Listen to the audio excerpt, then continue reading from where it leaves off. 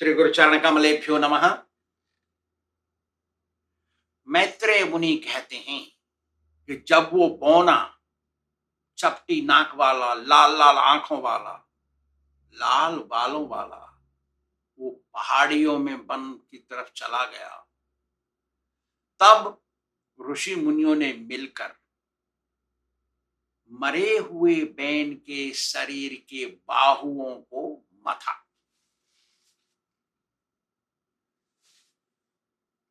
उनके मथने से दो बाहु है ना, भुजा, उनके मथने से दो पैदा हुए, एक था पुरुष और एक थी स्त्री। दोनों बहुत ही सुंदर थे।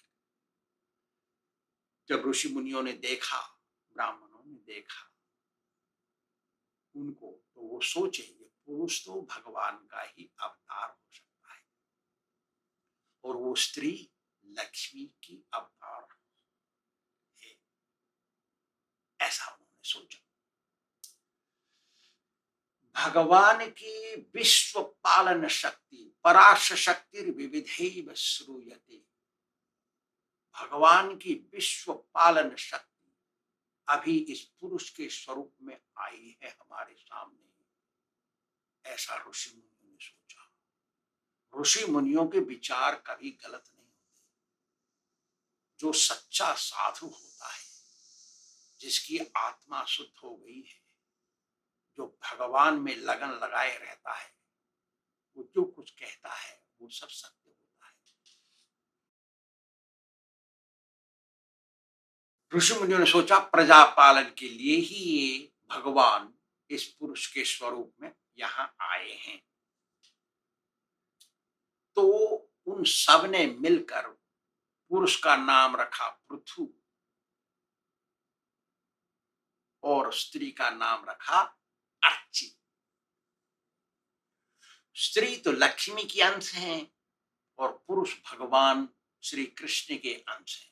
पावर ऑफ कोरोनेशन अंग्रेजी में कहते हैं, माने विश्व पालन करने वाली शक्ति भगवान की, ऐसा।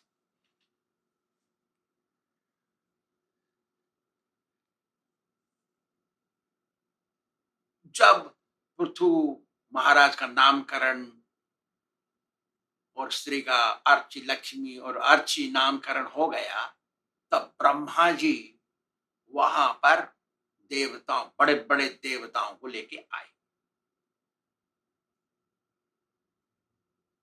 देखा ऋषि मुनि, उनकी बात सत्य हो गई, क्योंकि ब्रह्मा सब जगह नहीं आते, बड़े बड़े देवताओं को लेके आए वो। तो जो पृथु था वो भगवान श्री कृष्ण का अंश था, पक्की बात हो गई ना। वो जो अर्ची थी वो लक्ष्मी का अंश थी, पक्की हो गई ना बात।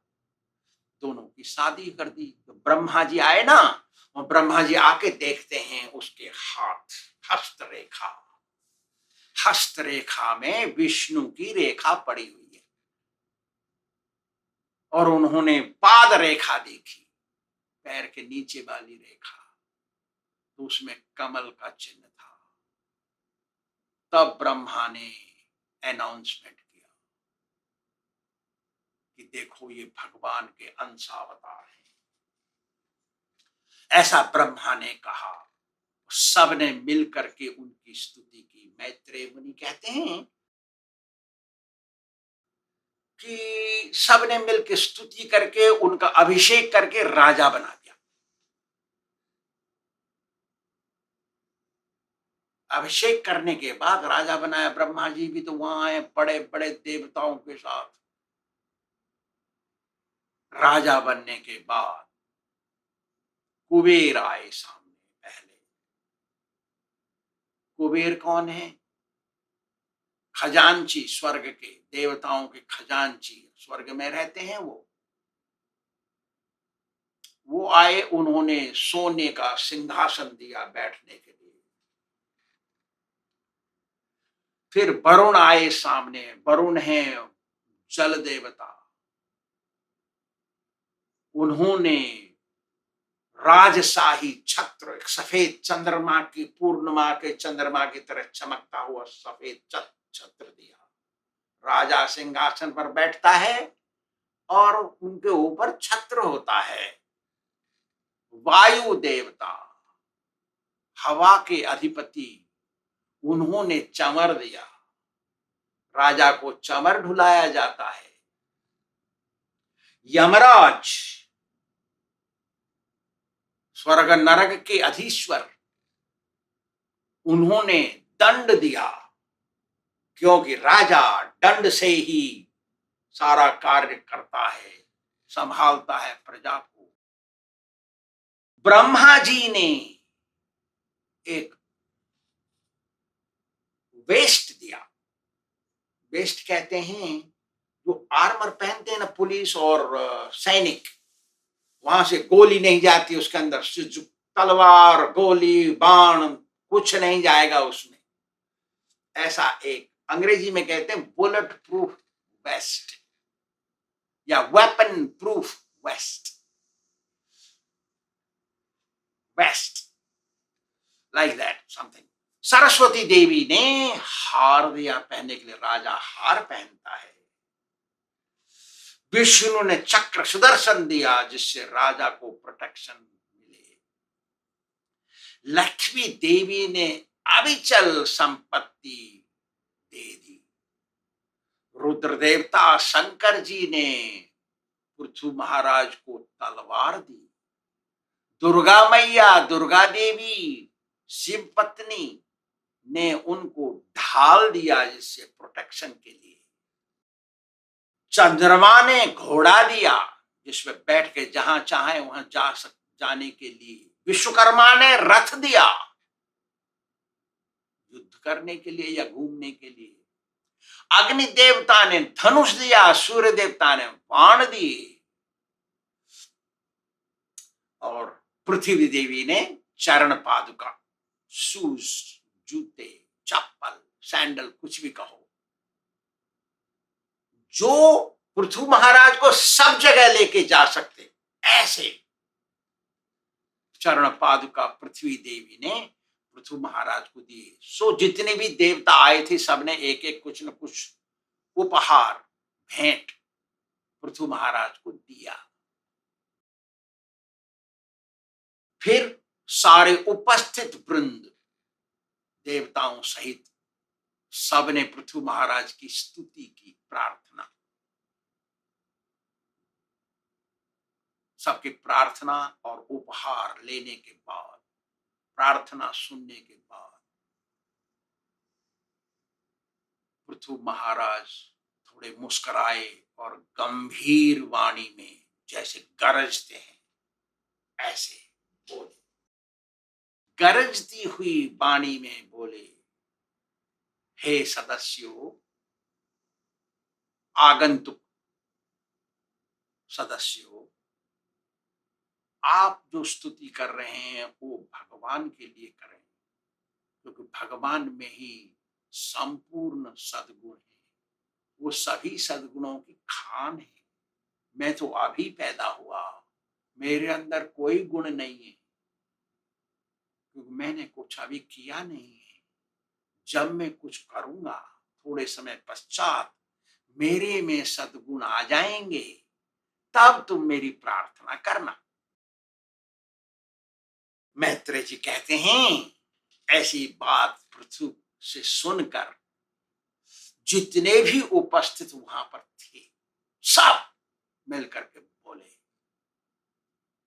अरे ये तो भगवान के अंश हैं।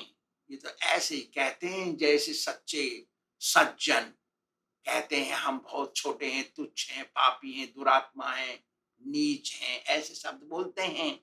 सच्चे आदमी अंदर सोचते हैं ऐसा, डुप्लीकेट नहीं। डुप्लीकेट बोल सकता है मैं छोटा आदमी हूं, लेकिन अंदर सोचता है मैं बड़ा हूं। गड़बड़ है ये दिखावा। तो ऋषि मुनि तो समझते हैं सारी बात, क्योंकि वो तपस्या कर करके उनकी योग निष्ठा अंदर आ गई, आत्मशुद्धि हो गई। वो देख सकते हैं क्या हो रहा है पृथ्वी और किसी के अंदर, पृथ्वी सही कोई भी सही, उनके उनके हृदय में क्या हो रहा है सब जानते हैं वो। तो सारे ऋषि मुनि और सब जितने उपस्थित थे वो समझ गए ये तो ऐसे ही बोल रहे हैं, ये तो गुणों की खान है। तो उन्होंने हिंट किया बंदी जनों को। बंदी जन होते हैं ना जो गाते हैं सबके गुण, आकर के राजा के यहाँ भी रहते हैं, आते हैं राजा के सामने उनके गाने गाते हैं गुणों को। तो ऋषि मुनियों ने हिंट किया बंदी जनों को, अरे तुम गाओ रे, इसका मतलब। सो उन्होंने गाना शुरू किया। ऋषि मुनियों की कृपा से, मैत्रेय जी कहते हैं, ऋषि मुनियों की कृपा से बंदी जनों ने वो चीज गाए जो सत्य होंगे, वही चीज गाए। वो तो कृपा थी, क्या बंदी जन थोड़े अंतर्यामी जो समझेंगे क्या होगा भविष्य में। वो कोई ज्योतिषकार नहीं है, सामुद्रिक शास्त्र नहीं जानते वो तो केवल गायक हैं। पैसे दो और गब्बाओ। जो पैसे लेता है और गाता है या कथा कहता है या कुछ भी करता है वो तो व्यापार है। तो उनका एक जॉब है, व्यापार है, वो गाते हैं और पैसे लेते हैं, गिफ्ट लेते हैं, ऐसा। तो उन्होंने कहा, उन्होंने जो गाते गाते बोल रहे थे वो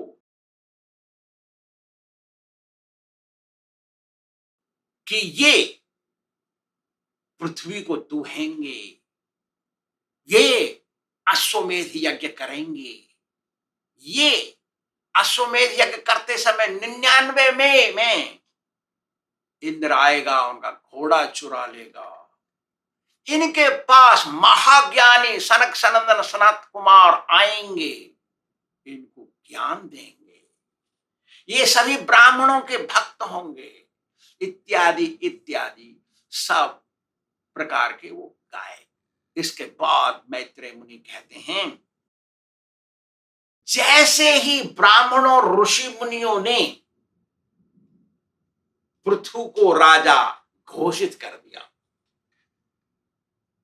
तब से पृथ्वी ने अन्न भोजन पैदा करना और औषधि दवाइयां जड़ी बूटी पैदा करना बंद कर दिया। जब ये सब बंद हो गया, खाना नहीं, तो कुछ समय पश्चात सब जितने भी नागरिक थे राजा के, सब वो राजा के पास गए एक साथ। अरे हमको भूख लग रही है। अरे जैसे पेड़ के नीचे भरी बाल्टी, लाल जलती हुई लाल अंगारे डाल दिए जाए और पेड़ जल जाता है, वैसे ही हम सब लोग अग्नि रूपी भूख से जले जा रहे हैं। पेड़ जैसे राख हो जाता है, हम भी ऐसे ही समाप्त हो जाएंगे। आप थोड़ा कुछ उपाय करिए, हमको खाने का, भोजन का उपाय करिए। मैत्रेय मुनि जी कहते हैं कि जैसे ही राजा ने प्रजा की बात सुनी, ऐसी बात, भूख की बात, राजा कुछ सोचे। थोड़े समय के पश्चात उनको मालूम हो गया कि क्या कारण है भोजन नहीं उग रहा है। उनको पता पड़ गया कि पृथ्वी ने सारी प्रजा का भोजन और दवाइयां, औषधि, जड़ी बूटी अपने अंदर छिपा ली है। तो उन्होंने धनुष और बाण उठाया, बाण चढ़ाया धनुष के ऊपर, और जैसे त्रिपुर विनाशक शंकर जी ने त्रिपुरों का विनाश किया, उसकी कथा आगे आएगी। चले पृथ्वी को दंड देने के लिए, पृथ्वी ने गैया का स्वरूप ले लिया, भागी सामने। जैसे हिरन भागती है बाघ शेर के डर से, ऐसे भागी। और जैसे शेर भागता है हिरन के पीछे पकड़ने को, ऐसे ही पृथु महाराज उस गैया स्वरूपी पृथ्वी के पीछे भागे। पृथ्वी देवी सारी जगह घूमी, पूरे जगत में गई। पृथ्वी महाराज उसके पीछे गए, जैसे कोई शिकारी जाता है। पृथ्वी महाराज सब जगह गए। कैसे गए? ना उनकी चरण पादुका दी हुई पृथ्वी की ये प्रूफ है कि वो सभी जगह जा सकते हैं, उनके चप्पल सब जगह ले जाएंगे।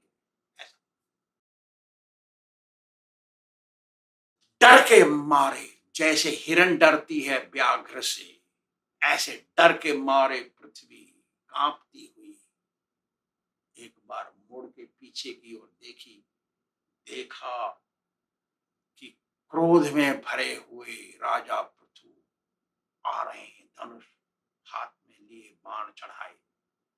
तब उसने सोचा, पृथ्वी ने, अरे उन्हीं की शरण में जाना ही हमारी रक्षा है, उन्हीं की शरण में जाना है। तो मुड़ के उनके पास आई और नम्रता पूर्वक बोली, वो तो गैया नहीं है, वो तो पृथ्वी देवी है।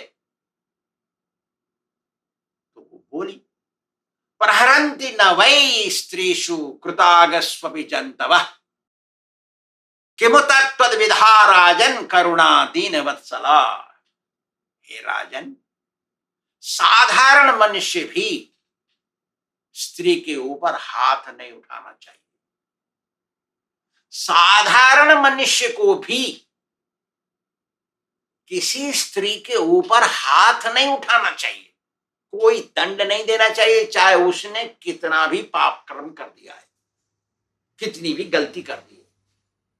अरे आप तो राजा हैं, नियमों को जानते हैं, आपके अंदर दया है, आपके अंदर कृपा है, आप दीनवत्सल हैं, आप नियमों पर चलते हैं, शास्त्र में नियम लिखे हैं उनके अनुसार आप चलते हैं।